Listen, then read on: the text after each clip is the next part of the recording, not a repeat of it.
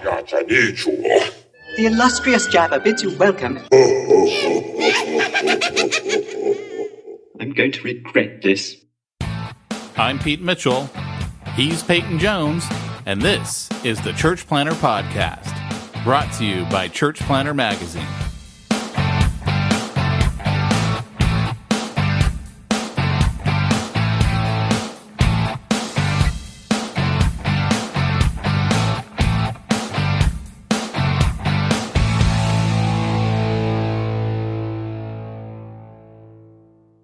You know, when I have a large project at home, sometimes it makes sense to do it by myself. At other times, I actually save money in the long term and have a much better solution if I use an expert. It's really not that much different with church planting. Church planters who focus on building their core team and actually planting the church and partner with portability experts like Portable Church Industries hit the ground running.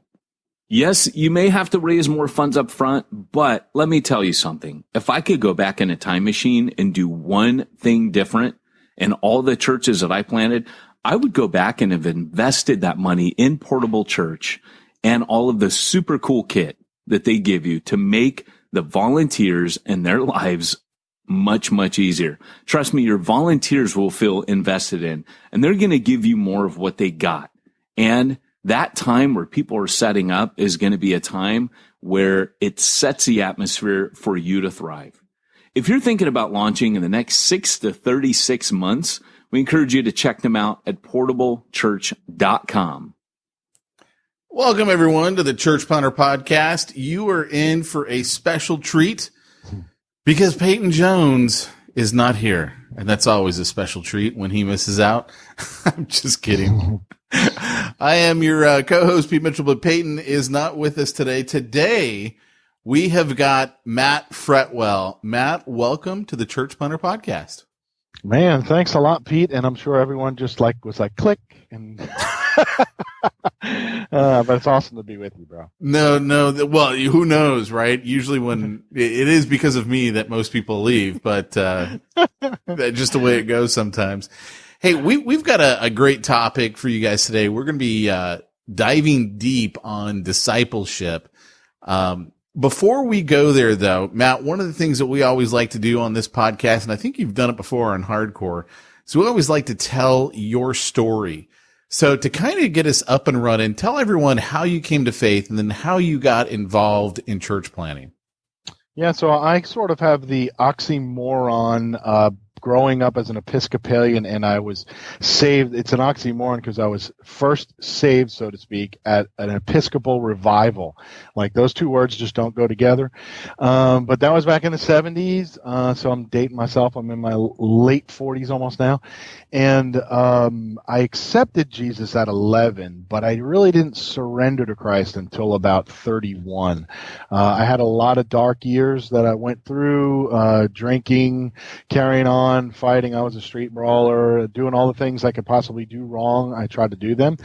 And through it all, even in the culinary arts field, which God allowed me to be really successful in, I always was close to God, but I never fully surrendered to his will.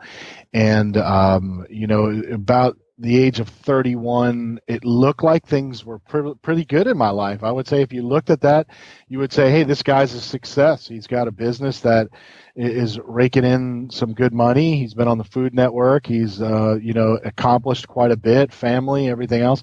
But on the inside, I was just breaking apart. I was miserable. I was drinking myself at night to sleep, and then just waking up and doing it all over again, working, crazy 18, 20-hour days. Well, not 20, but maybe 18, 19-hour days as a business owner and executive chef. And I got to the point where I almost didn't even want to be there anymore. And as I started to lose the love for that, I was burning out.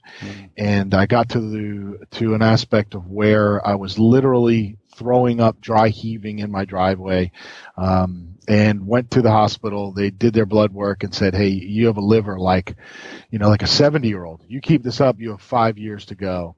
And then he came back and said, quite honestly, your enzymes are so high that I think that you probably have hepatitis B, and I want to do more tests. And I about felt crushed because I thought, man, if that's what I have, then I'm done. Like, I can't touch food. I can't be around that stuff. And I just threw everything away.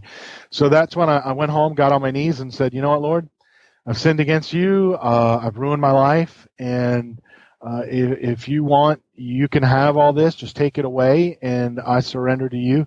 And if you take it from me, I'll serve you for the rest of my life.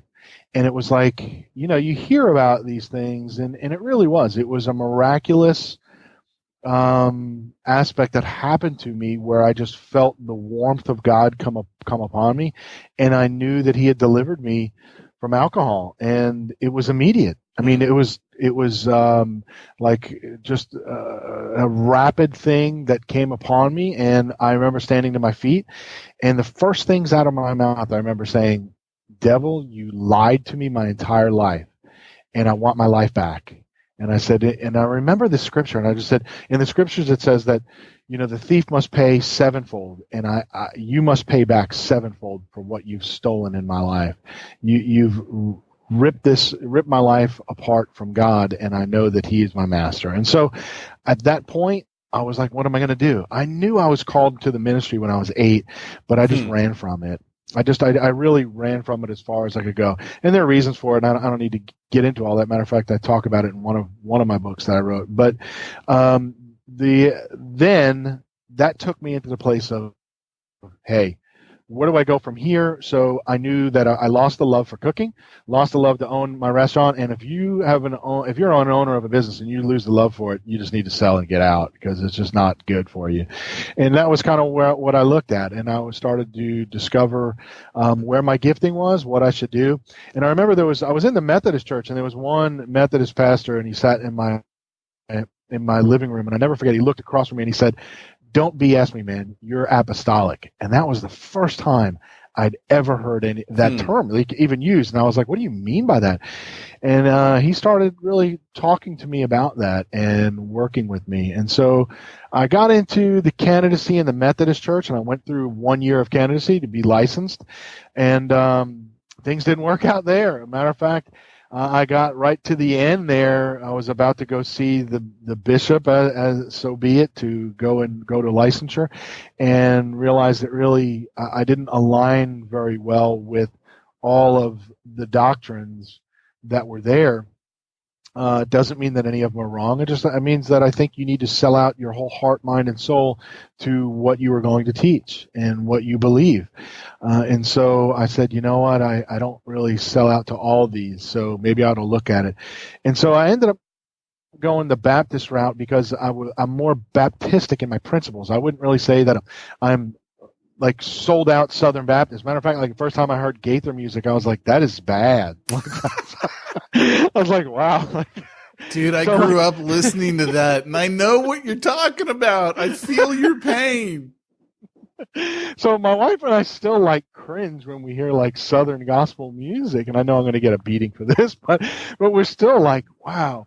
Anyway, like we went through this journey where, you know, I felt like God was calling me into church planting, and I said, honey, I really think this is it. But we were having these Thursday night meetings at my house, and like they were just Bible studies. The guy came with a guitar when it first started, and we just started really trying to do it organically, just a Bible study. And then before we knew it, we had like 20 people in the house, and we were eating food. And I'm like, you know what? I think this is where God wants us to do it. So I went in kicking and screaming, and I was like, Lord, I don't want to do this at all. By that time, I had started seminary, and I wanted an income. And of course, church planting doesn't provide an income. And it's a lot like being an entrepreneur. It just, it's a lot of risk taking.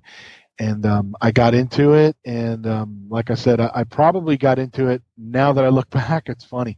I did everything wrong, man.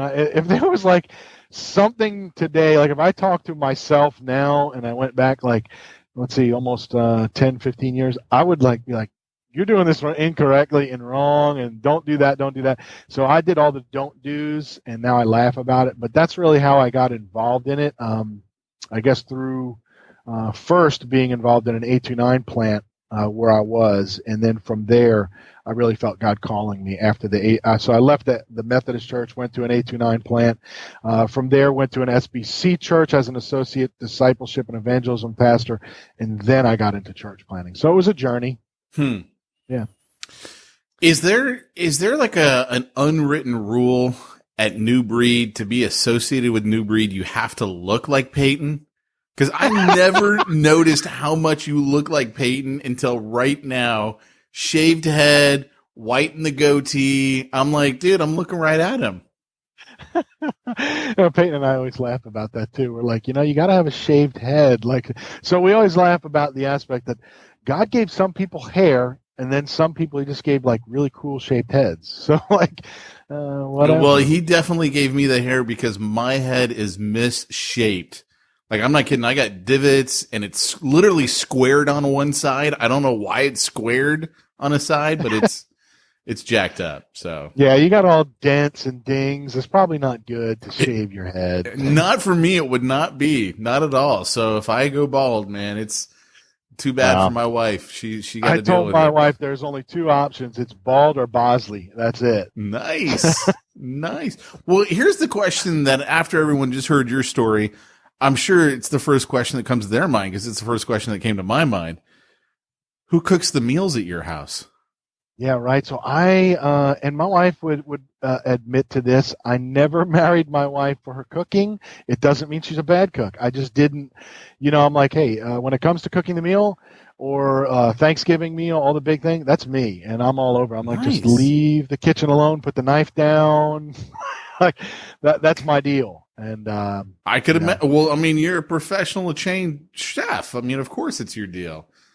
So yeah, I love it. There are still aspects of cooking, like when all my kids are together and it's Thanksgiving, like that is my meal where I'm like, let's throw down. And I cook way too much. I'm like, oh, like this year I think we did like for an appetizer. I had like a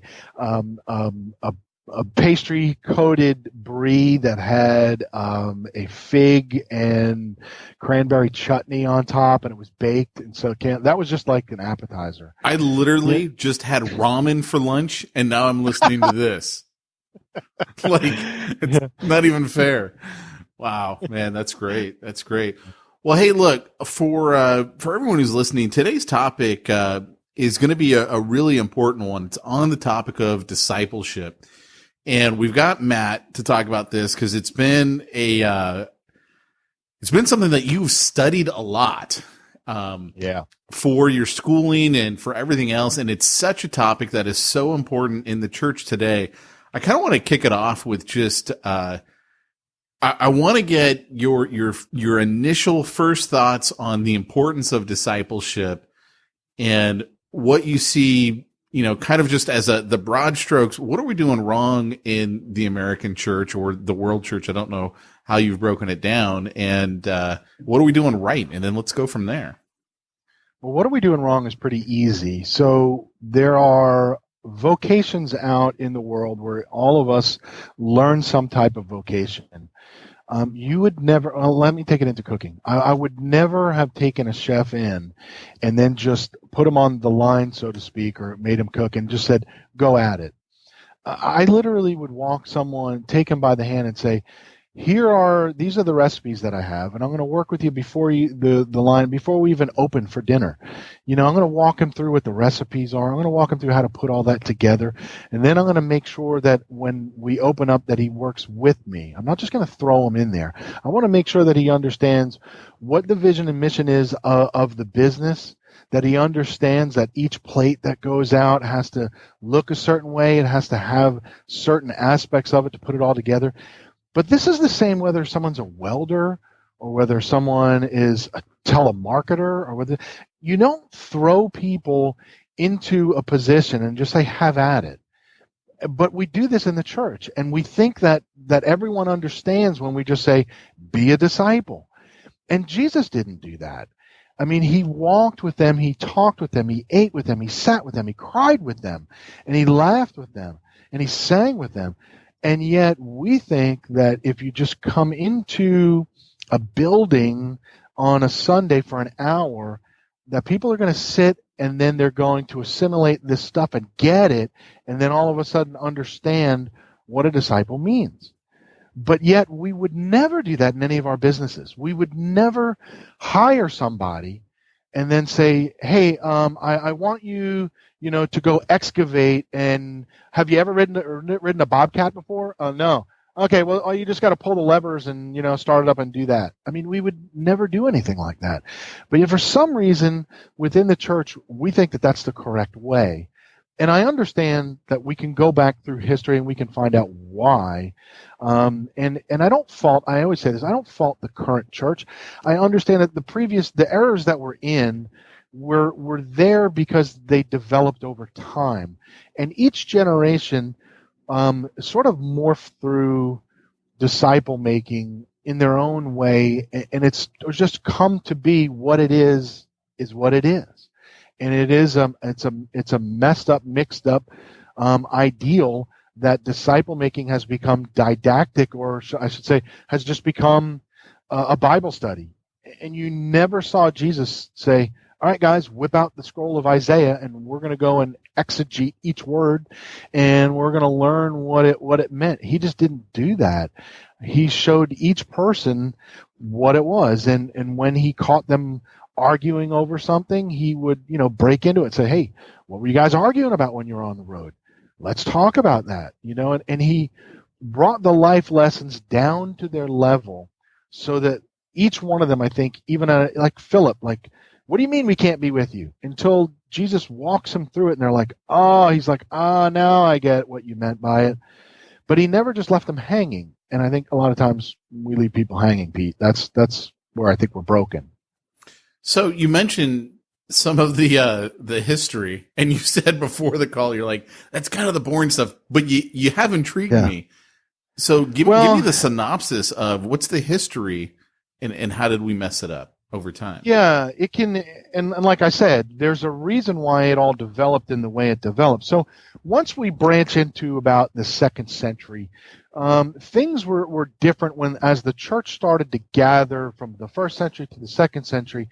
Obviously, we were under persecution, and the church is gathering, and they're observing fellowship. They're observing Christ's teachings throughout daily life, in deep conversation, in deep aspects of everyday transformational life. They celebrate the Lord's Supper together as feasts. They commune with one another and with Christ. Their identity is in baptism. And as that starts to morph from the 2nd century, they start to say, you know what, when the new converts come in, they call them catechumen. And which is where we got our word for catechesis, which is the teaching. And so they would bring someone through for about a year into catechesis, and this person would be a candidate for baptism, and they would lead them through this year of candidacy, so to speak, until Easter Sunday. And they did this from like the 2nd and 3rd century. And we know this just from documents that are written, and they talk about all this. And they did it for good reason. I mean, you had a lot of people that were infiltrating the church and coming in, and they wanted to make sure that they understood that their identity was in Christ. Now, it's not that baptism, there wasn't regenerational baptism like we say now. It's not that someone is saved by it, but they wanted them to understand that the mission and vision and identity of to be with Christ and the church and the mission of the church, that's what the identity in baptism was. So while the candidate was being walked through all that, they were literally in communion with the body of Christ deeply and intentionally every day. It was a communal thing. And that's also while they were doing their work. So they were working in community, they were at home, they were eating, and all this stuff took place in this togetherness, this withness, as my professor, Dr. Robinson, and Doc Reed wrote a book, With, and I love it. And it talks about this withness that we have. So then you had by the 3rd century into the 4th, and I hope I'm not boring people and they're already sleeping, but what happened was heresies popped up, right? And so people were like, oh, Jesus wasn't really like fully God and, or fully man. And then you had this Gnosticism, which by that time had already flourished into something totally different. And all these heresies pop up. We don't need to get through all of them. You look in your theology books and you'll see it. while they did that, they started to say, okay, we need to teach more about doctrine. And the doctrine needs to be really important that the people get it. Because if they don't get the resurrection, if they don't get the gospel, if they don't get these things, then they're going to be off course. So there was a shift from the communal intentionality about daily living to more about teaching about doctrine. And then by the time, like this continues on that shift, excuse me, all the way until you get to like the Reformation, where things really start to be guided by this teaching of doctrine and its importance. Even though community was important, it wasn't as much because by the time the Emperor Constantine, I'm not going to blame it all on Constantine, but by the time the state married the church, things were different. You know, the church wasn't persecuted, we weren't running around, so we didn't have as much of the hiding. And, you know, when someone got saved, the whole household knew it. Like you and I, we live in a home where you can run and hide. I got a man cave, you know, and I can sit in there by myself. When someone got saved in the early church, there was like 20, 30 people living in that house. So the whole house got saved because the whole house heard about it. So things are way different now for us, but I kind of went down a rabbit hole there. But within the Reformation, you had then what was called paedobaptism. And I'm not going to blame it on the infant Baptists either when they baptized infants. I understand why they did it and how all the things occurred. But once that started within the Reformation and you started baptizing, think about this. From the beginning, if someone wanted to be baptized, they went through a year of living in community with people and understanding the importance of baptismal identity and mission of the church, the identity with Christ and with the church. What's the difference in all of a sudden now someone's baptized as an infant and they're told you're already in the church? So now it's just about learning doctrine, right? It's not really about this missional identity in which you're baptized into. You've already started a leg up. When it was only at the point where they were baptizing converts, now they were baptizing you, telling you that you're in the covenant of Christ and that salvation's still a part of the aspect that you need to respond to it later on in life. But basically, you're in the covenant because you've been baptized into it. It's a totally different realm. And so that's how it shifted. And discipleship has just changed from an intentional communal immersion of understanding the identity and mission of the church in Christ to more of didactic or more teaching, if you will, than training. Does that make sense? Yeah, it does. So tell me this. Let's say we got a church planner. I don't know if they're, pre-church plant or got their core team up and running, or maybe they're still in that beginning phases of their launch. How would you coach someone like that to be a disciple maker and to really disciple people in that type of scenario, in that brand new to the church plant world? That's a great question, because this is exactly what I did my doctoral work in. And it's the aspect of making reproducible disciple makers, because I always say that Jesus didn't make disciples, he made disciple makers. And so if we want to train church planners to effectively reach the community, and what I mean by effectively is reaching the lostness. So within New Breed, we have and I'm kind of the head guy in the aspect of I'm going to get the initial phone call to sort of weed out if someone's New Breed material or not, whether they can fill out an application. And so I always ask the question, what's the reason why you want to join New Breed? I'm not going to throw away the answer here, but for me, it's the gospel in lostness. So if in disciple making, the church planner isn't effectively trying to reach new converts and the lostness within that community, well, then we're missing the point. We're just trying to build an empire, so to speak. Now, I understand that there are many methods and there are many models, and I'm not going to really jam on any of them because thank God that everybody has sort of a different vision and maybe they're going about it in another pronged approach, and I applaud that. But for your question, this is what we do at New Breed. We have a lot of guys that are sort of parachuted into a community. And so what we want to do is train them to make disciples in the community. How do they do that? First, they have to learn how to map the community. That's exactly what Paul did in Athens. He walked it. and he went through it, and he wanted to be able to see what's their love. So we say this. We say, what's the Mars Hill? What that means is, what do they worship? What's their idol? And we can do that in today's society. So we have a planter right now, one of our guys who's, matter of fact, our regional coordinator, David Thompson, up in Oregon. And when we talked through this, he said, what he found was the idol that was there was craft beer. So how's he going to reach a community in that if their idol, what they worship, is craft beer? Well, throw the biggest, the best, and the most darndest awesome barbecue that you can, which is what he did, and let them BYOB. Now, we're not going to condone people getting, I'll say wasted. I'll use a good term. So, and be able to do that. But if it's going to bring the community together to understand that look, we're something different here of a set of community, but we want to introduce ourselves to who we are. So we map out the community, and what that looks like is, okay, I have a church plant that we supported here in the Richmond area, and I walked the guy through and said, look, there's a tattoo shop down the street right there. Right next door to him is a barber shop. Those are two different subcultures. Learn how to reach that subculture. You can go into the tattoo place. You want to introduce who you are. You want to write down the name of who they are, and you want to get to know them. One of my acquaintances, good kind of acquaintance, almost friend sort of slash guy, Tim Brister, is phenomenal at mapping communities. He's awesome at this. And this is the aspect where you're writing this stuff down almost like you're a creeper.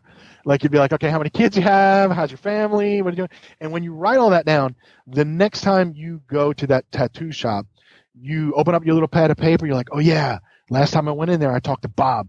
Bob had 3 kids, and one of his kids had a broken leg, and I prayed with him. And so the next time you walk in, you go, hey, you review your note, you walk in, you go, hey, Bob, how's it going, man? Good to see you again. How's your kid? Man, I've been praying about his leg. I mean, you're not doing anything deceitful, but you're building a relationship in a subculture that is not being reached. And you're doing that in a way by telling them, first of all, how much you care and how much you want to build a relationship with them. And so planters are in the community by doing those two things, one, mapping, and another, finding the Mars Hill. And then I would say third, it's a third-pronged approach, is by maximizing and minimizing, and Peyton has talked about this many times. You want to maximize your income by maximizing your exposure. And what that means is find a tent maker position, right? Find what I call an anchor trade, something that the community needs. So our David Thompson, once again, to speak about him, he's a chimney sweep. Man, he's in every single lost person's home within Bend, Oregon, cleaning out the chimney. He's building a relationship with them. Paul was a tent maker. He was literally in the marketplace making tents for who? Nomadic people. They traveled from place to place. And he's like, hey, I got something for you. When you're traveling, you're going to live in this tent. Let me tell you about the gospel. And when you're living in this tent and you're going from place to place, think about God's dwelling place, that he is with you. And this tent is an expression of God's gospel and how God has incarnated himself to dwell and live within you. He's explaining that to these guys. So disciple making is really being about intentional within the community and building relationships and doing it smartly. I tell you, that's really interesting because in business, the best salespeople in the world do what you just talked about. And that is, they will find all about your family. What are your loves? Oh, you like golf. Great. And they'll keep a CRM with all of that minutia in it. And it's without a doubt in every industry, the top salespeople are always those people. And then every time they meet up with someone, just like you said, they'll review that person's contact record and go, oh, that's right. They got little Susie's in 3rd grade now. And he really likes golf, and he saw the UFC fight last time. Oh, we just had a big one. I'll have to ask him about, and that's what they do. So to me, it's always funny when I see this stuff from business creep back up in ministry, and I can go, hey, I see a total correlation there, because that's exactly what we do in business. But this is exactly what Jesus said. He said, be as wise as serpents. He also said, even make friends with the money of the world. He didn't say to love it, but he said to make friends with it. And he said, you can be like, it's like the parable, and my father used to hear the parable about the manager who whittled away the guy's money. And then he was wise enough to go back to the people. Basically, he was embezzling funds, but he goes back to the people and say, how much do you owe my master? Forget about 100, write down, 50 barrels, And so you're like, well, what is he doing? Man, he's being smart. He's like, I'm about to get kicked on the can. I'm going to be hanging out in the community. So I'm going to go ahead and be receptive to understanding that he's like a serpent. He's mapping things through and he's seeing that. It doesn't mean we're being deceptive with people or dishonest or disingenuous.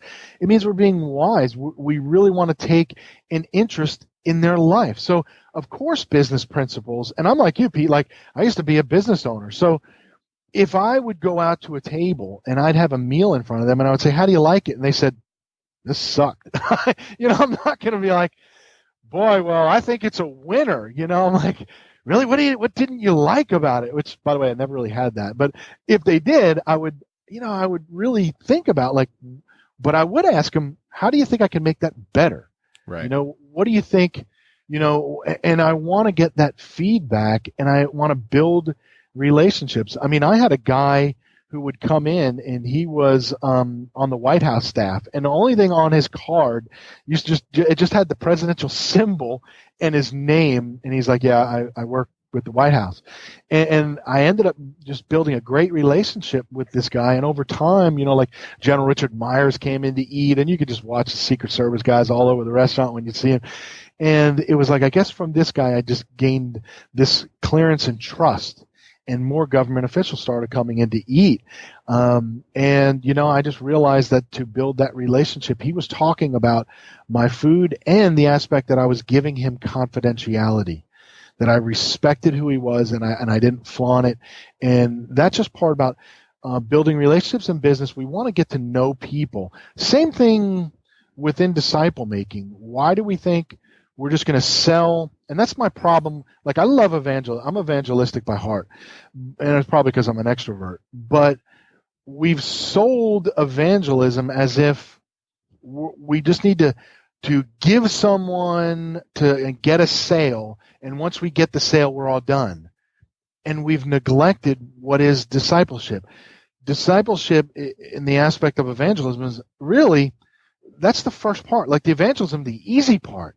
The hard part begins when a person, surrenders their life to Christ. Then we're like, all right, man, now I need to walk with you through this. So I don't think a lot of us are committed to the fact that if I lead this person to Christ, and of course, Holy Spirit's power, and the person comes and they surrender their life to Christ, I don't think we're really fully committed to Christ and prepared to say, all right, now I'm going to walk with you through it.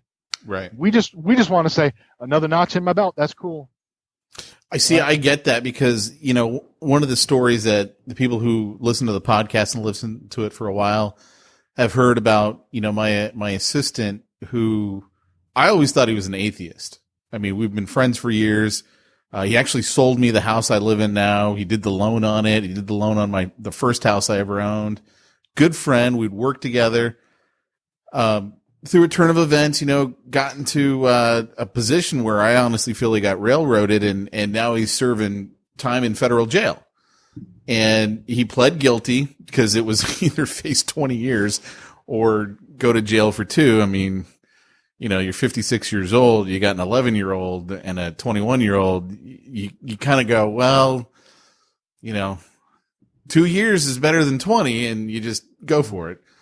Well, unfortunately, obviously, when you do that, no one wants to hire a felon. Like, you're not going to get a job. You're a felon.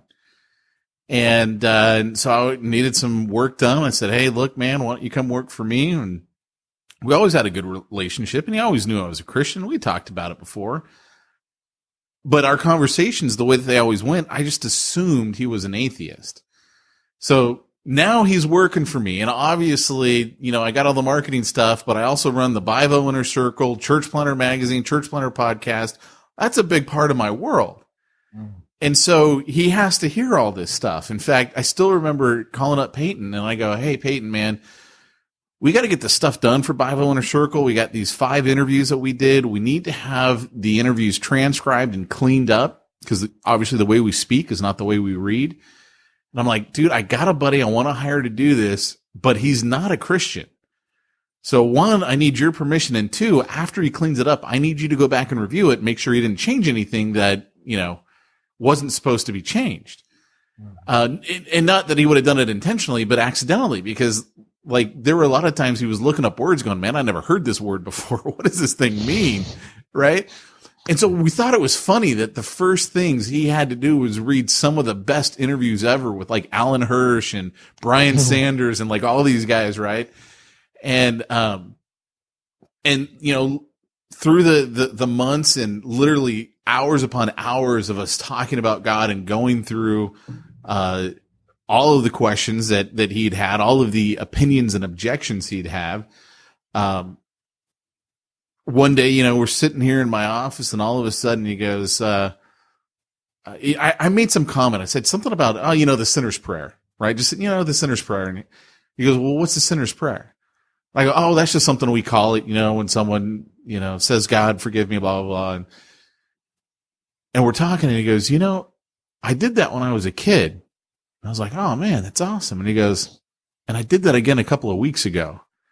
And I remember going, I was starting to choke up, right? I'm fighting it back, right? And he was just now willing to tell me that he had, made that, awesome. that choice, that commitment. And I remember thinking, cause this is, the beginning of September of 2017, and September 28th, he had to report to Sheridan Federal Correction Institute in Oregon. And I remember going, well, crap, dude. How do I make sure that, I didn't use the word disciple, but I'm like, how do I make sure he still gets what he needs? Cause dude, he's a baby Christian who's had, 56 years of objections to all of this. How do I do that? And so the thought that you were just describing, that some people are like, hey, you know what? I got him saved. Great. Let's go on to the next one. I totally agree. It can't end right there. There's got to be more, because it's okay, now we got this whole thing. Now we communicate via email mostly because it literally costs them so much money to call. By the way, guys, get involved with prison ministry. The way we have set this stuff up in America, there is almost no hope for these guys. You literally have to pay for your own toothbrush and toothpaste in prison. You have no money. There's no money. So, how do you do this? So every dime that he's gotten gets goes so we can talk to his family, not so he can talk to me, but even emailing me costs time because he's got to pay for the computer usage. So, but that's the only way that we can really communicate now. And so now we communicate via that and books. And I send him the Bivo Inner Circle newsletter because, hey, he worked on it for the first few months. He was the guy who had to put the whole thing together for us and me and Peyton. And, but that's that's the thought running through my head is, man, okay, I got to disciple this guy, but that wasn't the word. I think Peyton was the one that kind of brought that up to me. He's like, yeah, now you got to disciple him. I'm like, oh crap. Now I got to disciple someone? That kind of scares me because that's not my deal, right? You're the pastor, Peyton. I'm just the dude in the background, right? But yeah, I didn't sign up for that. Right? Yeah, I know. Oh crap! Now what do I do?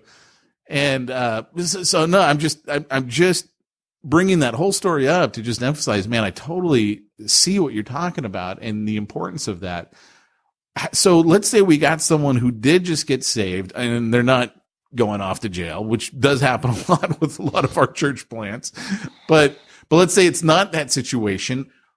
How does discipleship look, or what form can it take with that new convert? Well, it's going to be going through the daily aspects of life. So, one of the first guys that I had brought through discipleship and been discipling with for years.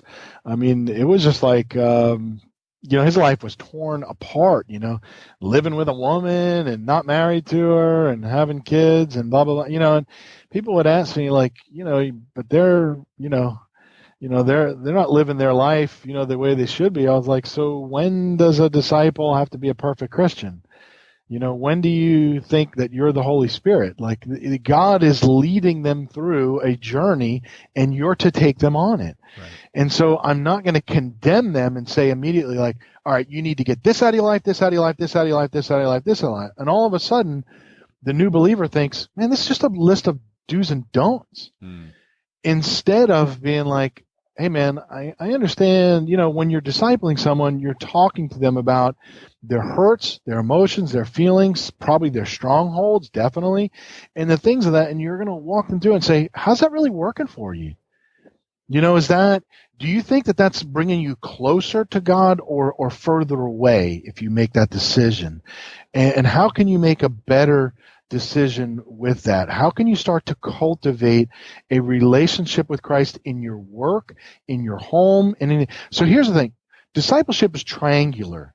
It's not vertical only, and it's not horizontal only. It's triangular in the aspect of we have a relationship with us, our Christ life, between us and Christ, that union. And then we have this other aspect where it goes out on another direction between us collectively with the church, and we're discipled corporately within one another. And then also we have the aspect where it connects to all of those things, where everybody is reaching and teaching one another and walking with them in daily life. The problem is we don't have what I like to say a Christ life. We have a work life, a home life, and a church life. And none of these are simulated together. And so for the person you're going to walk with through that, you really just want to be with that person. And I would say men with men and women with women. That's probably the best way to do it. And with the guy I'm going to walk with, I'm going to say, hey, I don't want to see you in my office, and I don't want to see you for a Bible study, but I am going to ask you when we meet, what are you reading? What are you praying about? Do you hear God in your life? Do you hear him speaking to you in prayer? If not, why not? And how do I cultivate a better prayer life with you? If so, do you want to hear how I pray and walk you through that? Have you ever considered fasting? And fasting is not to manipulate God. Fasting is to put the flesh in under submission to the Spirit. And so the Spirit is in control, and you're teaching your body that the Spirit is in control here, not the flesh. So when it tells you it's hungry, believe me, I get hangry. And so I'm one of those people. But these are parts of what you're walking through somebody, what the early church did. They just brought people through intentional life where Christ is enmeshed into every aspect of their life. And so I ask questions, and I think disciple making is more about asking questions than it is about telling people what they have to do. Wow, man, that's really powerful. I like that. I really like that. So you would say then that a lot of the discipleship, it's going to be done almost, I can't use the term that just went through my head because I don't respect it enough. We're doing life together, man. We're doing right. But it is kind of a lot more like that, where, like you said, it's not, I don't want you in my office, because then it's kind of a weird dynamic then, right? Someone comes in, sits across your desk or whatever, and yeah, I mean, think about it. I mean, immediately there's a desk that's separating you from them. You're basically saying that you're the expert and they aren't. What you really want someone to know is that you're not the expert, but you are a type of, and I hate, once again, cliches, mentor, but you are someone who's walking, you're an imperfect perfection in Christ. As Christ is, and the Holy Spirit is sanctifying you, leading you through this sanctified life. None of us has everything pegged. None of us has everything perfect. We all have our own foibles. We all have our own imperfections. We all have our own strongholds. We all have our own sin, and we all struggle at a different level and in some other place. But yet we've been through potholes. It's like telling your kid, You know, when you tell your kid, like, you don't want to go down that road. I've already been down that road. And they look at you like, poor old man, I have to go through this. Just like I did with my dad. Like, Dad, you don't understand. You don't know. I'm 16. I understand everything. You know, and a new believer, they kind of look at you like, well, all I know is all I have to do is, you know, Jesus loves me. This I know because the Bible tells me so, right? And you're like, you know, there's going to be a lot more to this. Like, what about when your boss, you know, tells you something and you want to flip them off? Like, how do you deal with that in a Christ-like way? Does it mean that you have to be, you know, a foot mat that someone's going to brush off on you? You know, do you have to be walked on? So these are all situations in real life that we want to go through and walk someone through as they have questions. You want them to bring questions to the table as you bring questions to the table, and you want to meet with them as much as you can. And realistically, it's probably going to be 1 to 2 times a week. 2 is a lot in our lifestyle, the way we're so just driven by scale. I mean, like I disciple more than one person, so that's a lot. I mean, just meeting with one person takes a lot out of you, and it has to be intentional on both sides. We need to say that. Excuse me. Yeah, so if we're not intentional about, if the disciple is not intentional about growing, you know, you can't force someone. It's like, you know, if you have someone at your work that just wants to go through the motions and all they want to do is clock in and clock out, they get what they put into it, and they're not, they're never going to grow. For me as a chef, when I started to come up, man, I didn't care if you called me a brown nose or I didn't care what you called me, but I wanted to have my nose up the chef's butt because I wanted to know what he knew. And there was a reason why he was the executive chef, and there was a reason why I was only, you know, a pantry chef or just a guy making sandwiches. And I knew I didn't want to be making sandwiches for the rest of my life.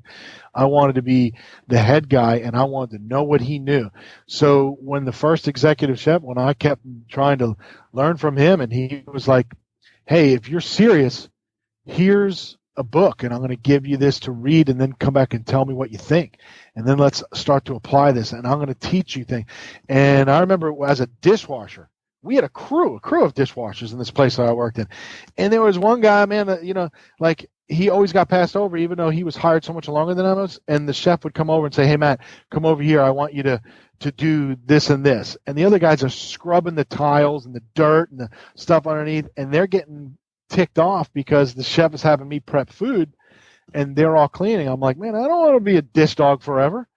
You know, forget that. You know, and so discipleship is kind of the aspect of like, man, forget that. Like, I realize that life is hard. Life has suffering. Life has pain. You know, I want to walk with someone through this. I want someone to encourage me. I mean, even today, you know, like I texted Peyton, I was like, I'm struggling today, bro. Like, I'm having a rough day here, you know, and I just need to talk to you about some stuff, you know, and I just know I have that with Peyton. And he's like, sure, man. And by the time the conversation was, and it was just texting, and thank God for modern technology, you know, but after it was over, I'm like, man, thanks, man. You lifted my spirits. I'm encouraged today. Thank you, bro. I love you, man. And, you know, like, that's what it's about, to have that outlet. And if we think that, you know, being a Christian is a Lone Ranger, we missed it.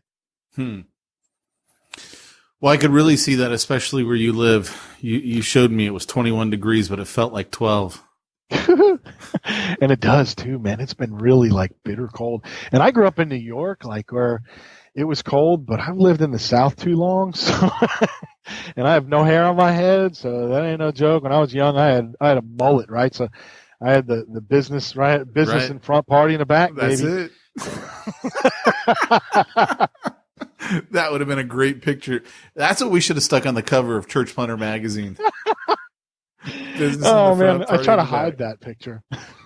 Oh no, we got to find it. Someone's got to put it online somewhere. We'll do a Google search. It's you could go into it's in my Facebook feed. Man. Oh, is there's it? Some, yeah. There's some of me, man, with the mullet. Nice. I love it. Well, look, Matt, I think that you've shared just a tremendous amount of information here. That I'm in that position right now where I'm like, okay, I want to like really think about this and let it marinate in and kind of go, okay, how can I take this and utilize what I've given? But I want to make sure that I give you the opportunity to, if there's anything else that you feel is really important that you haven't shared yet, a question that I should have asked but didn't ask, give you this time right now to take advantage of that and share that. I would probably just say that there's not really a wrong way in the aspect of building a relationship with somebody. And if you say it like, well, in the church that I'm in, they're not doing this. Should I leave if they're not doing that? And I would say, no, what you should try to do is build that culture of disciple making. And if we would grasp that evangelism is important in reaching new converts, but if a church is not effectively and intentionally trying to reach out to new converts and build new relationships within the community, then we're missing the point. And I would say be that person in your church that wants to try to change and build that culture, that new missional DNA. Because I have guys that will say, like, man, my church is kind of dead, and I have no one discipling me in my church. Where do I find somebody? Because I don't have so much a mentor. I don't have someone. What do I do if I don't have someone like that in my life? How do I find it?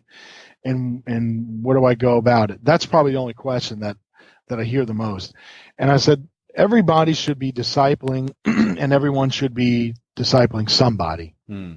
So you just have to do that litmus test and then understand this. Whoever you ask to disciple you, you must be prepared that you're going to be accountable, that they're going to ask you some tough questions. Like for me, like sometimes I'll ask a guy like, did you look at porn this week, man? Just flat out, just tell me, like I'm not going to condemn you. I want to walk with you through it if you're having a tough time. I want there to be that clarity. How did you speak to your wife? And I have guys that I'll be brutally honest with, and I'll say, I said this and this and this, and I think we have to have that. We have to. So don't ask someone. That's my point. Don't ask someone to disciple you and then not be prepared to be sold out to any question. Any question's got to be on the table. Matter of fact, I think that when Peyton just interviewed I had Dr. Chuck Lawless. I had him as one of my professors. Awesome. Love the guy. He's just phenomenal. And I think he talked about the same thing on hardcore church planning about making sure that you're accountable and you understand that.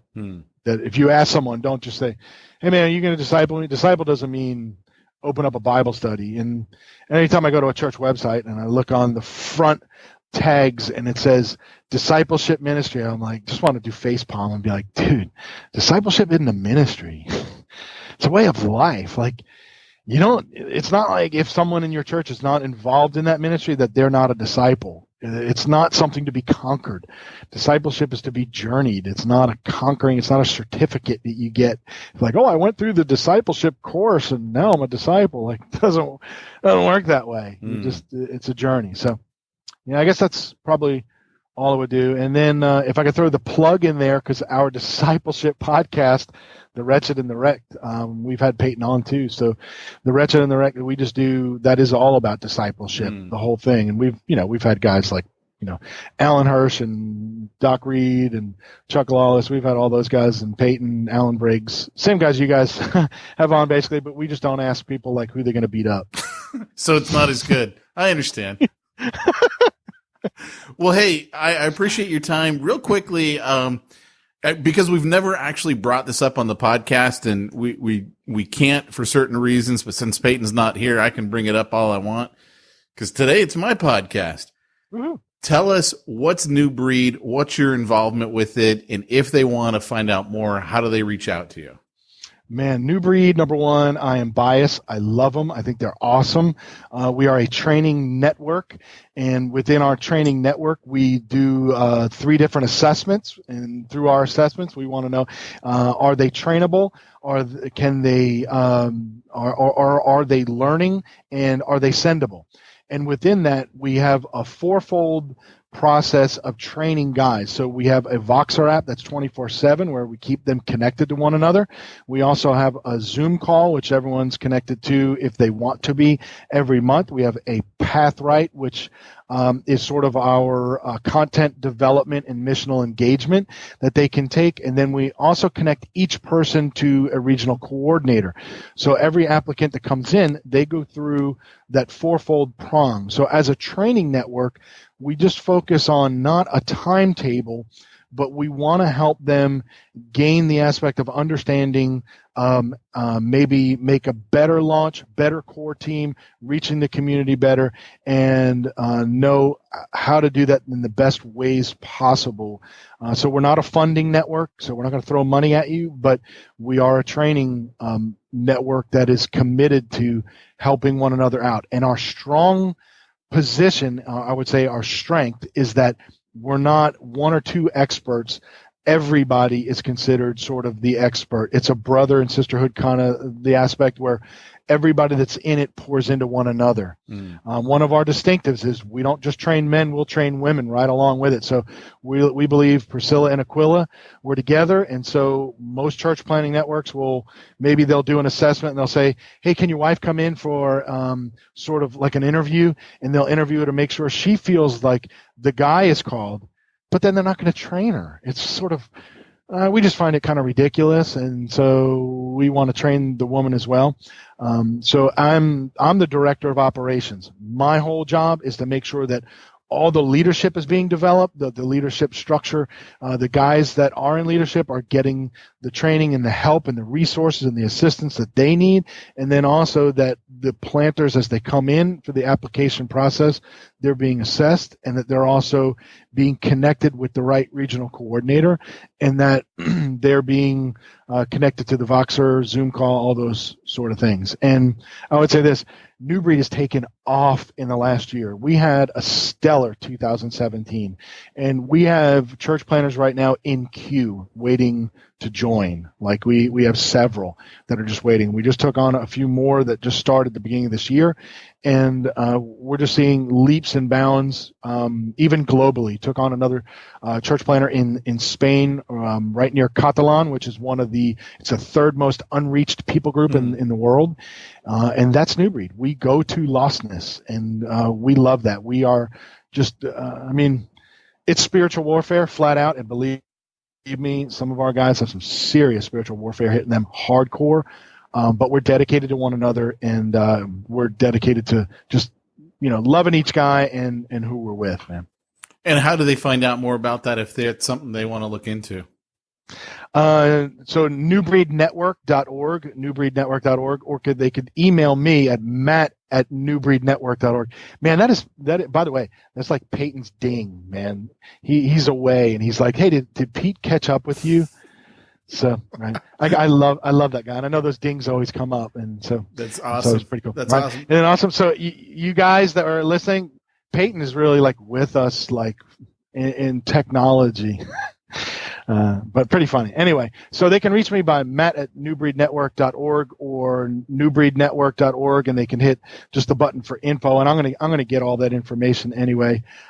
Twitter, MT Fretwell, or Facebook, you can look me up. I'm very reachable, and just want to be a part of everybody's life to see them grow in spiritual formation and discipleship.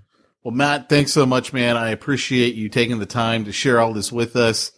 And just in closing, I want to remind everyone, if you are looking for a place for your church plant, you're thinking to yourself, hey, where can we do church at? Where can we get into our community? You might want to consider Regal Theaters, their cinemas. I mean, people are already going to the movies. I tend to go to the movies every Sunday. And they've got a whole division headed by church planners that help you utilize their facilities Sunday mornings when they're not using them. And it's really easy to get people to go to the movies if they're going to church. And you can find all about that at corporateboxoffice.com/theater-church. And it's spelled THEATRE-church. So thanks so much, Matt. Again, appreciate you being on. And just want to remind everyone, If you want to reach the ones that nobody's reaching, you got to go where nobody's going and do what nobody's doing.